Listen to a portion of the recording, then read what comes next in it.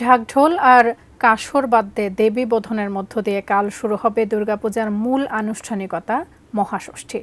পূজাকে আনন্দমুখর করতে মন্দির মণ্ডপ সেজেছে বর্ণাঢ্য সাজে। প্রতিনিধিদের পাঠানো তথ্যচিত্রে ডেস্ক রিপোর্ট। প্রতিমা শিল্পীরা আছেন শেষ মুহূর্তের কাজে। রং তুলিতে সাজিয়ে তুলেছেন দেবী দুর্গাকে। দেবী ও সঙ্গীর সাথে প্রতিমার গায়ে উঠেছে নতুন পোশাক।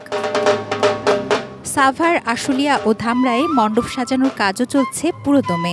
আশুলিয়ায় এবার ১৯১টি ও ধামরায়ে ১৯৬টি মণ্ডপ পুজোর জন্য প্রস্তুত। আমাদের কল্যাণের জন্য আমার মা দুর্গার প্রার্থনা করব যাতে পৃথিবীর সকলের ভালো হয়। আশা করছি প্রতিবারের মতো ধুমধাম করে এখানে পূজা অনুষ্ঠিত হবে। আমাদের কন্ট্রোল রুম স্থাপন করেছি এবং ফোকাল পয়েন্টে স্থাপন করেছি যাতে সার্বিকভাবে কোনো আসলে আমরা কঠোর হস্তে তা দমন করতে পারব। আলোকসজ্জা আর দৃষ্টিনন্দন তোরণ নির্মাণ করা হয়েছে নারায়ণগঞ্জের প্রতিটি মণ্ডপে। প্রস্তুত শহরের আমলাপাড়া, লক্ষ্মীনারায়ণ আখড়া মন্দির, উকিলপাড়া, নয়ামাটি, টানাবাজার সহ ২১৪টি মণ্ডপ। শিয়া বাটার ও ভিটামিন ই সমৃদ্ধ lily glam beauty soap. Lily, always beautiful. এবছর কুষ্টিয়ায় ২২৪টি মন্দিরে দুর্গাপূজা অনুষ্ঠিত হচ্ছে। দেবী বরণে শেষ হয়েছে সব প্রস্তুতি।